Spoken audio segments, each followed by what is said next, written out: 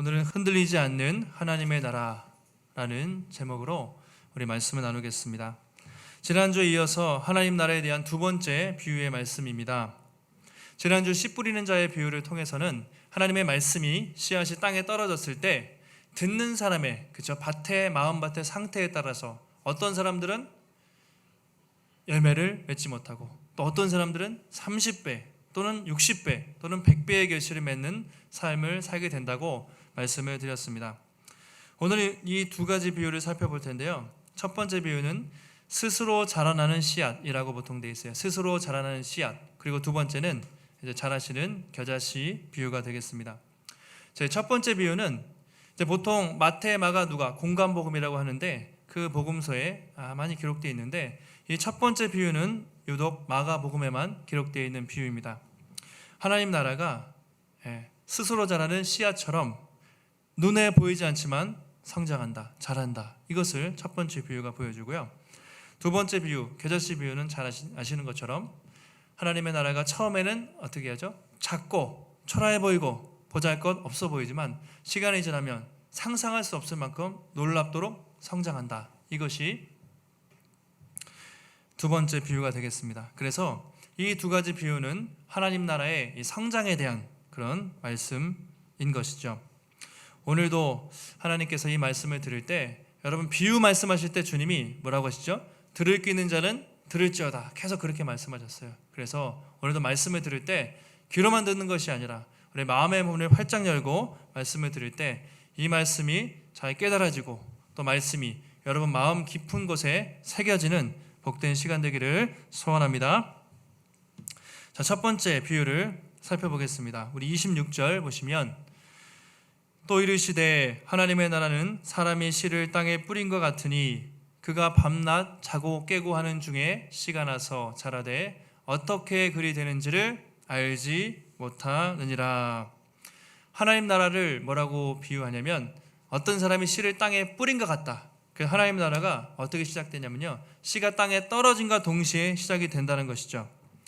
자, 농부는 근데 이 농부는 씨를 뿌리고 그냥 잊어버렸어요. 까맣게. 그가 밤낮 자고 깨는 중에 씨가 자라고 있는데 어떻게 되는지 모른다. 이 말씀은 농부가 씨 뿌려놓고 신경을 안 써요. 그냥 자고 일어나고 보면은 자라있고 또 자고 일어나면 자라있고 그렇게 해서 시간이 지나면서 어느새 이 열매가 맺혀져 있다는 것이죠.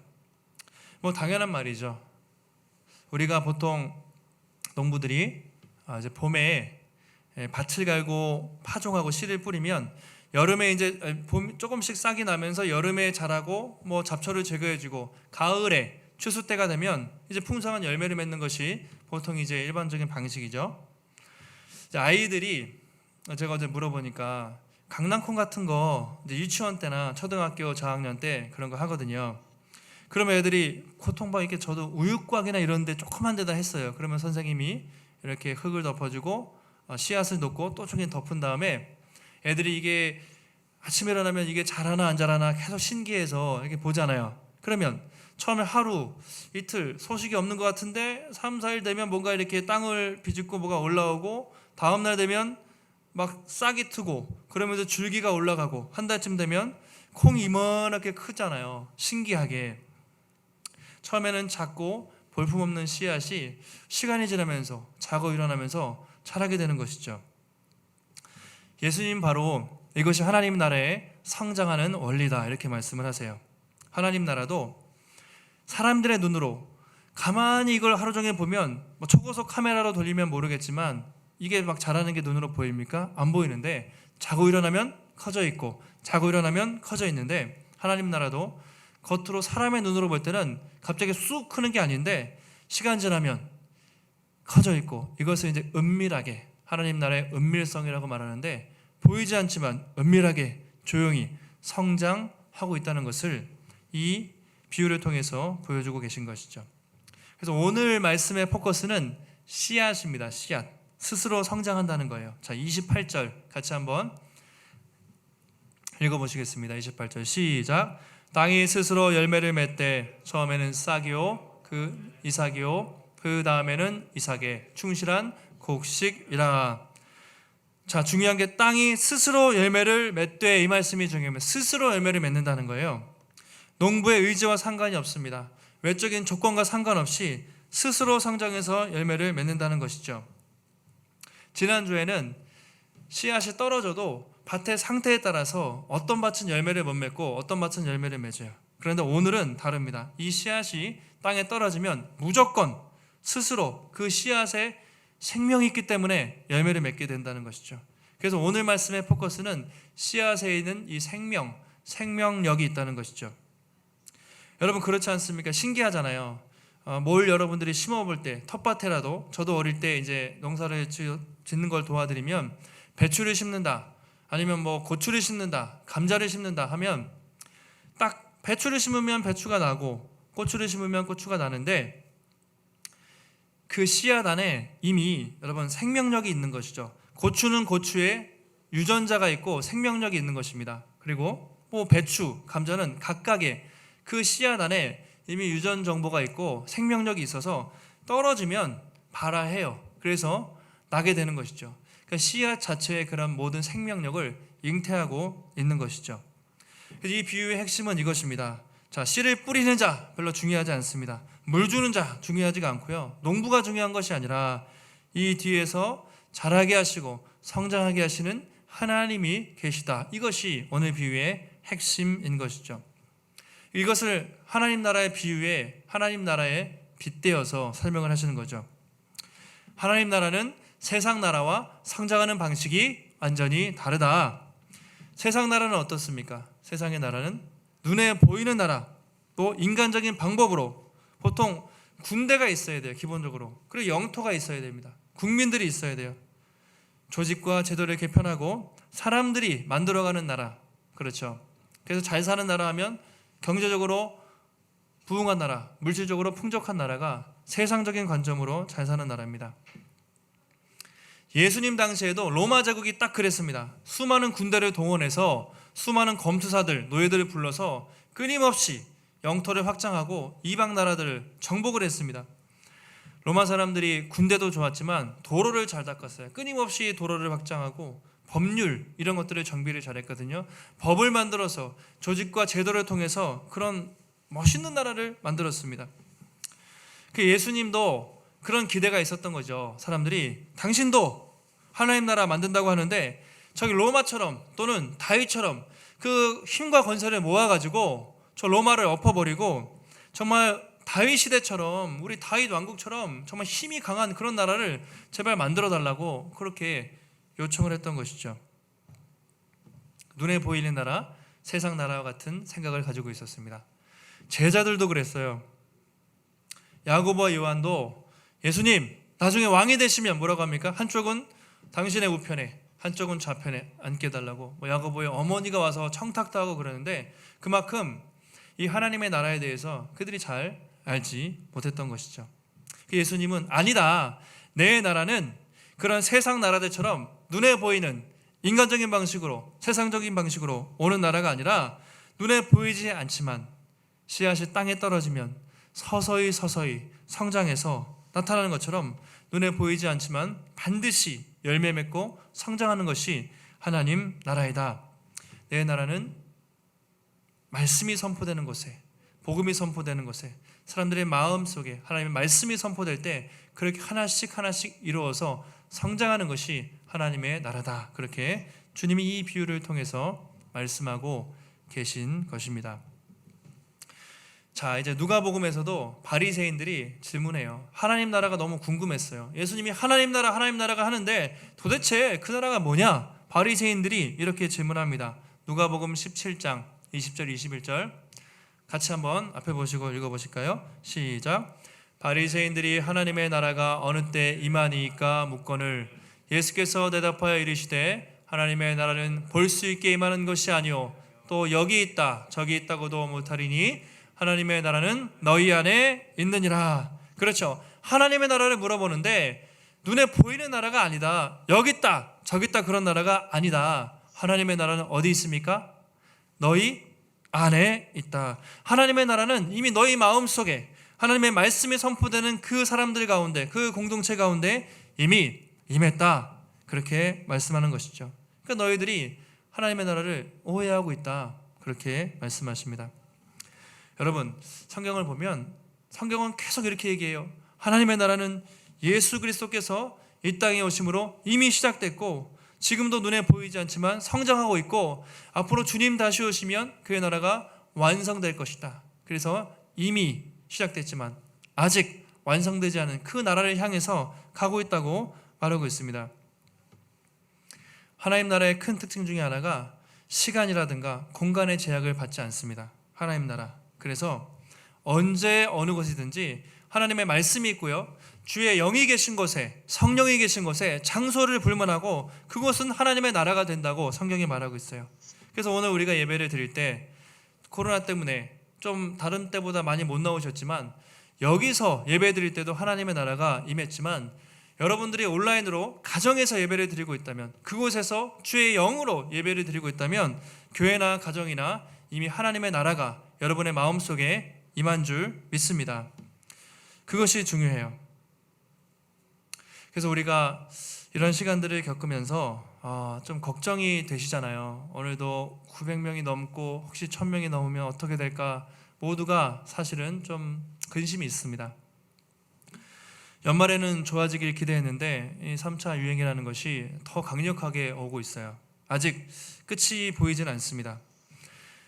제가 이제 그 개척교회 하니까 동네 분들하고 많이 교류를 하는데 옆에 상가, 학원 다 문을 닫았어요. 이 옆에 학원은 오픈한 지 뭐 한두 달밖에 안 됐는데 연말까지 문을 닫고 얼마나 또 힘드실까.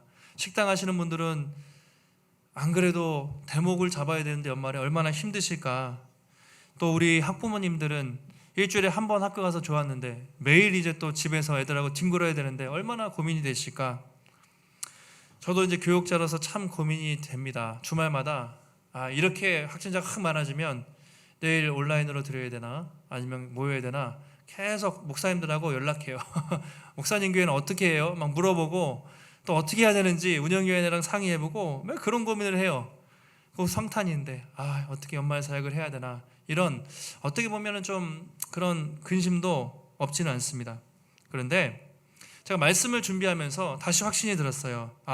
우리가 현재 아무리 어렵다고 해도 하나님의 나라는 그렇게 이런 환경과 상황으로 위축되지 않는구나. 하나님의 나라는 지금도 성장하고 있다. 그것을 말씀을 준비하면서 다시 한번 확인하게 됐습니다.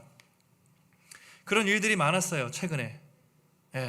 예를 들면 성경 공부를 하는 분들이 계신데 수요일에 2팀이 하고 또 토요일에 한 팀이 하고 있는데요. 얼마나 그분들이 열심히 하시는지 처음 오신 분들도 정말 말씀을 너무 열심히 보시고 제 사무실에 있는 책을 맨날 뒤지세요. 그래서 막 팀켈러 목사님 책을 10권을 전권을 다 읽으셨어요. 한 달 동안 막 그냥 정말 말씀을 열심히 읽으시고, 우리 남자분들도 그렇잖아요. 저녁에 퇴근하면 피곤한데 수요일 저녁에 강남에서 퇴근하고 오셔서 또 8시에 성경 공부를 합니다. 그거 억지로 오시겠습니까? 기대하는 마음 때문에 와서 2시간 동안 막 말씀을 나누고 삶을 나누고 기도하면서 참 그렇게 회복되는 시간들을 열심히 있는 분들을 많이 보게 됩니다.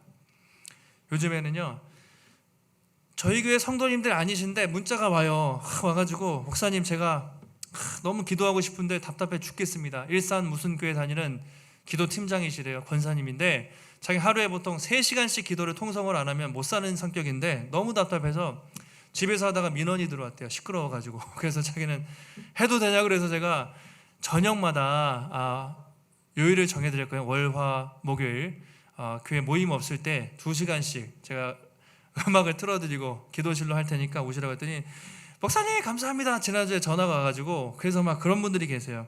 또 어떤 분들은 지난주에도 문자로 코로나 기간 중인데 새벽기도 하냐고 오고 싶다고, 젊은 분이시더라고요. 신혼이신 것 같은데 뭐 그렇게 와요. 여기 있다 보면 지나가시다가 기도하고 싶다고, 기도해도 되냐고, 언제든지요. 제가 그러죠. 야, 갈급한 사람들이 많구나. 지금도 그렇게 열심히 또 하나님의 말씀을 또 사모하고 열심히 기도하는 분들이 많구나, 그런 생각을 했습니다. 지난주 오기인교회 어떤 집사님께 오랜만에 연락이 왔는데요. 자기가 극동방송인가요? 그걸 듣는데 개척교회 이벤트 같은 게 있나 봐요. 사연을 보내면. 그래서 자기가 매일 복음의 숲교회에 좀 당첨되게 해달라고 이벤트를 응모했는데 됐다는 거예요. 그래서 주소를 보내달래요. 그래서 뭐예요? 그랬더니 방역 물품 세트가 이제 거기서 발송이 될 거니까 주소를 보내달래요. 그래서 이번 주에 온다 그러면서 감사합니다. 잊지 않고 기억해 주셔서 감사합니다. 이제 그런 이야기를 나눴거든요. 오늘도 여기 앞에 꽃이 있죠. 오늘은 핑크색 장미가 피었습니다. 지난주랑 아세요? 매주 거의 바뀌고 있는 거. 여러분, 이게 이 어려운 시대에 꽃이 이게 그냥 바뀌겠습니까? 권사님께서, 어떤 권사님이 말씀도 안 드렸는데 토요일마다 오셔가지고 그게 즐거우셔서 오셔가지고 꽃을 하세요. 이렇게 꽃꽂이를 스스로 하시는 거예요. 그러면은 이제 오시는 분들이 참 얼마나 마음도 풀리고, 그래도 작은 것이지만 우리가 기쁨이 있는지, 이런 게 너무 많아요. 제가 다 못 드리지만 지금도 하나님은 우리 사람들의 마음을 통해서 역사하고 계시고, 지금도 여전히 곳곳에 흩어져 있지만 정말 뜨겁게 또 그렇게 신앙을 지키는 우리 성도님들이 계시구나. 그 말씀을 그런 것들을 경험하면서 상황이 어렵지만 위축될 필요가 없다. 하나님은 지금도 역사하시고 하나님의 나라는 상황과 환경과 관계없이 절대로 흔들리지 않는구나. 그것을 다시 한번 확신하게 됐습니다. 여러분, 좀 외적인 상황이 어렵죠. 사실은 쉬운 상황은 아니지만 그럼에도 불구하고 여러분, 그것에 흔들리지 마시고 지금도 하나님은 우리와 함께 하시고 지금도 하나님의 역사는 계속된다. 이 믿음 가지고 여러분, 하나님의 백성으로, 그 나라의 백성으로 당당하게 살아가시기를 주님의 이름으로 축복합니다. 자, 두 번째로 이제 겨자씨의 비유를 주님이 하고 있습니다. 자, 30절에 이렇게 되어 있습니다. 또 이르시되 우리가 하나님의 나라를 어떻게 비교하며 또 무슨 비유로 나타낼까? 겨자씨 한 알과 같으니 땅에 심길 때에는 땅 위의 모든 씨보다 작은 것이로되. 우리가 아주 잘 아시는 비유입니다. 근데 먼저 이 비유를 설명드리기 전에 좀 그런 논쟁이 좀 있긴 해요. 이 겨자씨가 어떤 분들은 아주 또 유명하신 목사님인데 이게 나무가 아니라 풀이다, 풀. 그래서 겨자가 풀처럼 자란다. 실제로 이스라엘 가면 겨자가 풀처럼 자라는 경우도 있긴 있거든요. 근데 이제 저도 성경을 연구해 보고 또 여러 가지 이제 자료들을 참고해 보면 분명히 예수님께서 이제 이것은 나무가 된다고 말하고 있기 때문에 이제 겨자 씨가 나무가 되는 이제 그런 비유로 우리가 보시면 될 것 같습니다. 이스라엘 성지 순례를 가면, 제가 대학 신학교 다닐 때 갔었는데 이제 막 사람들이 신기한 처음 보잖아요. 그리고 여기 한 번 오면 그 다음에 언제 올지 모르잖아요. 평생 한 번 올까 말까 한 곳이라 막 사진 찍고 막 난리가 나는데, 그 중에 이제 몰래 이렇게 몇 가지 이제 막 주워 가지고 오는 게 있어요. 저는 시내산에 갔는데 여기가 모세가 십계명을 받은 그 정상 돌판이라고 하는 거예요. 정상이라고 하는 거죠. 얼마나 이게 감격스러워요. 모세가 여기서 하나님이 진짜 돌판을 받은 곳이구나. 그래서 돌 이만한 거 있는데 몰래 이제 가방에다가 이게 시내산 돌이다. 그래서 집에 가져왔고, 또 한 가지가 겨자씨. 갈릴리 호수에 이렇게 지나다 보면 구릉의 산턱에 목사님이 지나가시다 여기가 겨자씨입니다 막 이래요. 그러면 막 사진 찍고 막 겨자씨를 털어가지고 이렇게 막 가져와요. 그래서 저도 사람들한테 겨자씨는 보여줘야겠다 싶어가지고 이제 그때 갖고 왔었는데 10년 전인가. 근데 지금 뒤에 있어요. 나갈 때 보세요. 이렇게 통에다 담아놨어요. 그래서 접살만 하거든요. 이렇게 보시기만 하세요. 가져가시면 안 됩니다. 그게 한정판이기 때문에 이제 요만한데 우리 같으면 가장 작다고 그러면 좁쌀만 하다 이렇게 쓰잖아요. 이스라엘에서는 가장 작으면 겨자씨만 하다 이렇게 쓰는데, 어쨌든 이렇게 작은 씨예요. 크지 않은 작은 씨인데, 이 겨자씨, 겨자나무의 특징은 1년생 식물이라고 해요. 그래서 처음에 작은데 심기고 몇 달 만에 30, 50cm로 자라고 1년 안에 크게 자라는 것은 3, 4, 5m까지 자란다고 보통 그렇게 이야기하고 있습니다. 1년 만에 미터까지 자라요. 몇 미터까지. 그렇게 처음에는 작고 보잘것없는데 성장 속도가 엄청나게 빨라서 나중에는 놀랄 정도로 성장하는 그것이 바로 겨자나무라는 것이죠. 하나님 나라가 마찬가지입니다. 처음에는 이렇게 작고 보잘것없어 보이지만 나중에 자라고 나면 모든 사람들이 우와 놀랄 만큼 그렇게 커져 있고 성장하는 것이 하나님 나라라는 것이죠. 예수님이 왜 이렇게 비유를 드셨겠습니까?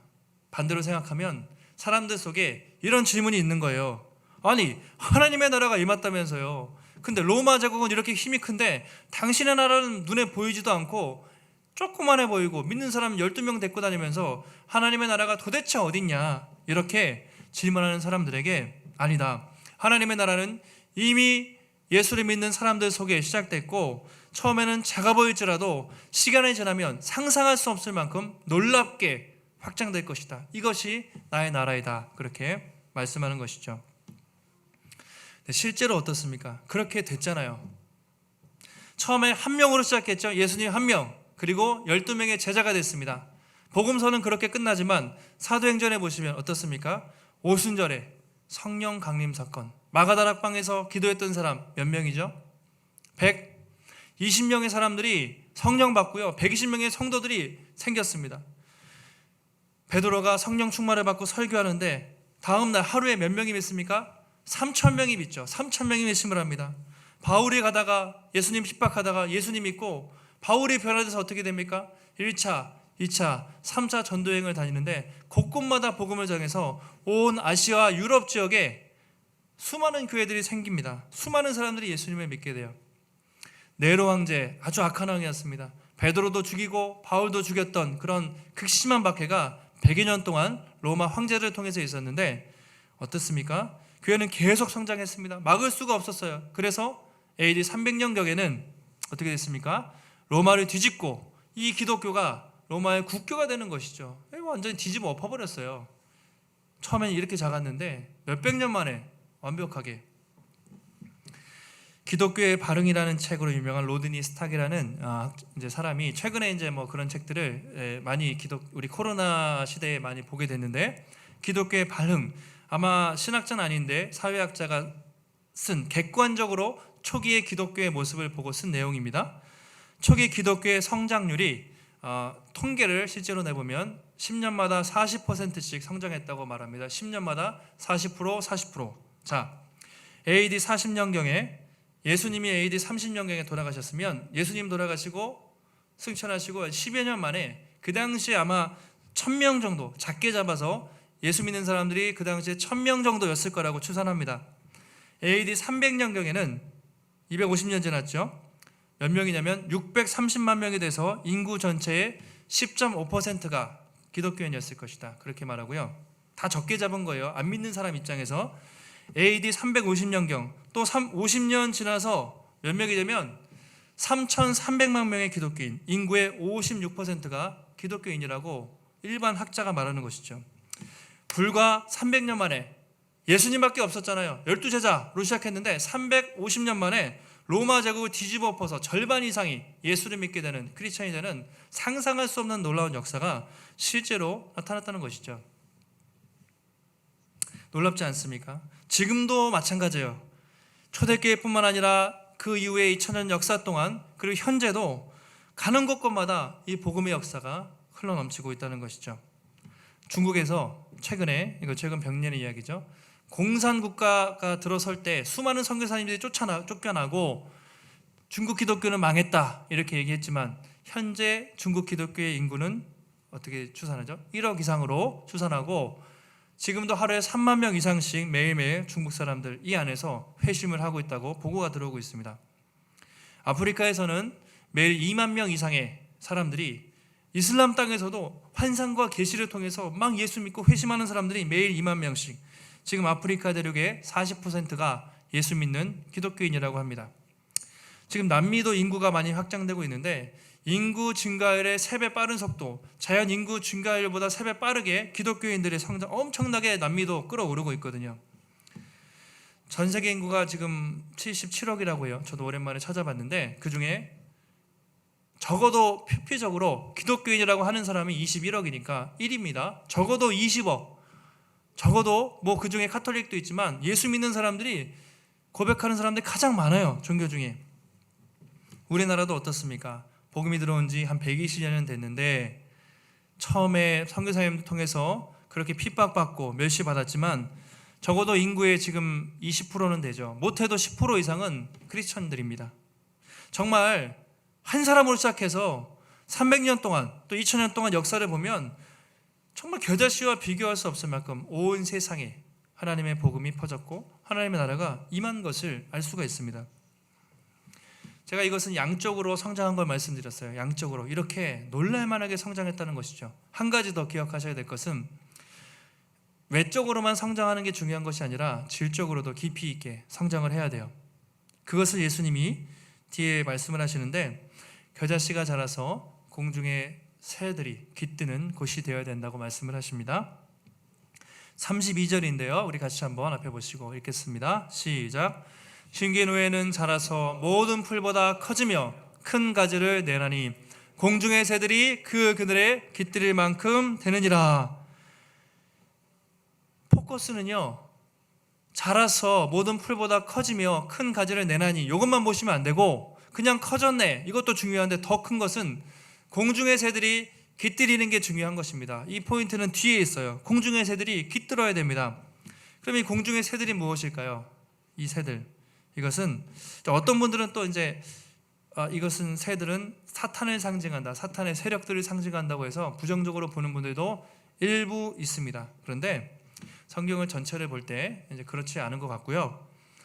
이 구약에서 공중의 새가 깃든다 이런 표현은요, 어떤 왕국, 나라가 번성한다, 번영하는 것을 상징해요. 나라가 번영하는 것. 자, 이 말씀이 대표적으로 에스겔과 그리고 다니엘에 좀 나와 있는데, 우리 다니엘 4장 21절, 우리가 다니엘을 보고 있으니까 한번 저 말씀도 같이 한번 읽어보시겠습니다. 시작. 그 잎사귀는 아름답고 그 열매는 많아서 만민의 먹을 것이 될 만하고 들짐승은 그 아래에 살며 공중에 나는 새는 그 가지에 깃들 얻나이다. 자, 느부갓네살에게 임한 환상을 다니엘이 해석하는 말씀인데요. 자, 잎사귀는 아름답습니다. 열매가 많습니다. 그리고 들짐승은 그 아래에 삽니다. 뒤에 공중에 나는 새는 그 가지에 깃들 얻나이다 이렇게 말하고 있어요. 이것은 느부갓네살이 통치할 때 바벨론이 번성을 해서 수많은 나라를 점령하고 번영할 것을 말하는 것을 일단은 1차적으로 말하고 있습니다. 예수님은 이 말씀을 받아서 그것이 하나님 나라로 연결시키는 것이죠. 결국 예수 그리스도를 통해 하나님 나라가 이 땅에 세워지고 수많은 사람들이 복음을 듣고 하나님 나라에 와서 안식을 누리는 것, 이것을 공중의 새들이 깃드는 것이다. 우리가 이렇게 설명을 할 수가 있습니다.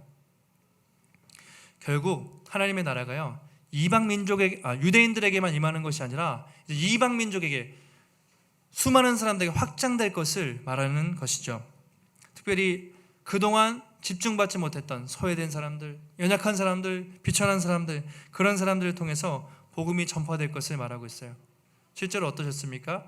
예수님 이 땅에 계실 때 정통 유대인들, 바리새인들, 서기관들 별로 관심이 없었어요. 말씀을 안 들었잖아요. 오히려 비천한 사람들, 세상에서 멸시와 천대받던 여인들, 또 병자들, 세리와 죄인들, 고아와 과부와 어린아이들, 그런 사람들에게 주님이 복음을 전하셨어요. 그런 많은 사람들이 하나님 나라의 백성들이 된 것이죠.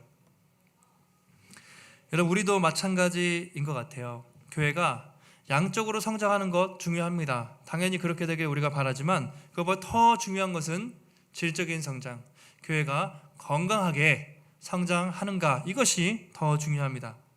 교회에 존재하는 이유는 우리들끼리만 좋고 우리들끼리만 재밌고 그런 이기적인 집단, 우리들만의 왕국을 만드는 것이 아니라 이웃들에게 복음을 전하고 특별히 소외되고 약한 사람들에게 언제든지 그들이 와서 또 쉼을 누릴 수 있는, 안식을 누릴 수 있는 그런 사랑이 넘치는 공동체로 만들어져야 되는 것, 이것이 하나님이 교회를 세우신 중요한 목적이라고 말씀하고 있는 것이죠.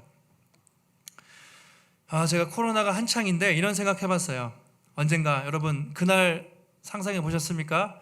마스크 벗고 마음대로 찬양하고 마스크 벗고 얼굴과 얼굴을 대하면서 그냥 밥 먹고 놀러 가고 교제할 수 있는 그날.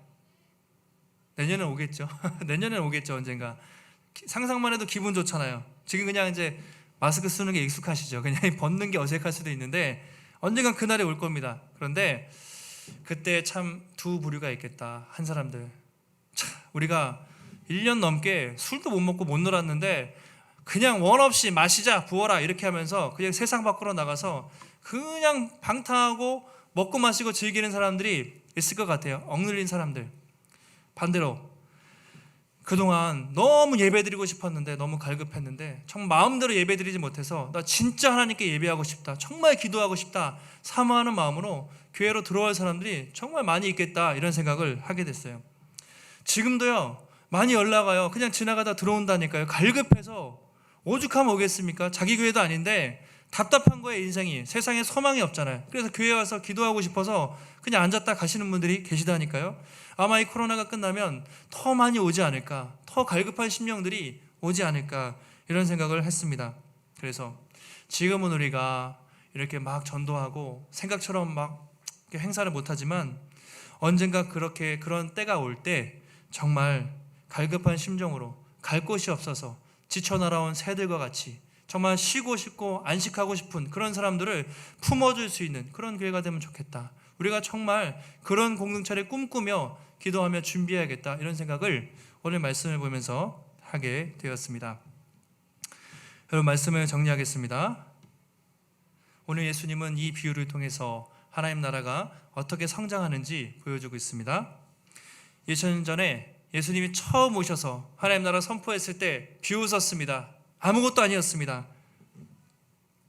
하나님 나라 로마 제국에 비해서 너무 초라해 보였어요. 그런데 2000년이 지난 지금 어떻습니까? 로마가 있습니까? 다 망했습니다. 세상에 수많은 나라들도 망했지만 하나님의 나라는 지금도 확장되고 있고요.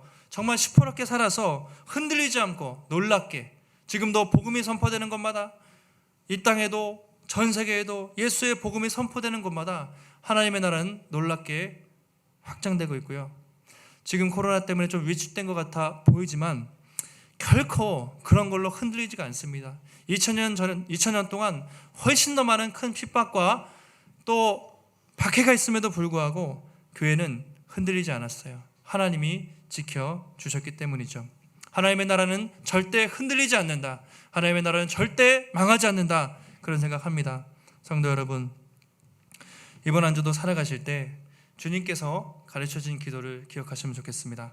나라가 임하옵시며 뜻이 하늘에서 이룬 것 같이 땅에서도 이루어지이다. 주님, 먼저 지금도 하나님의 나라가 이루어지고 있는 줄 믿습니다. 먼저 내 삶을 통해 하나님의 나라가 임하게 하시고 나를 통해 가는 곳곳마다 하나님의 말씀이 임하고 주님의 복음이 전파되어서 가는 곳마다 하나님 나라 확장되고 하나님의 나라 이루는 삶이 되게 하옵소서. 이런 마음으로 한 주 동안 또 하나님의 말씀을 붙들고 믿음으로 담대하게 어떤 상황에서도 흔들리지 마시고 또 믿음의 길을 걸어가시는 하나님 나라의 백성들이 되시기를 주님의 이름으로 축원합니다. 하나님 감사합니다.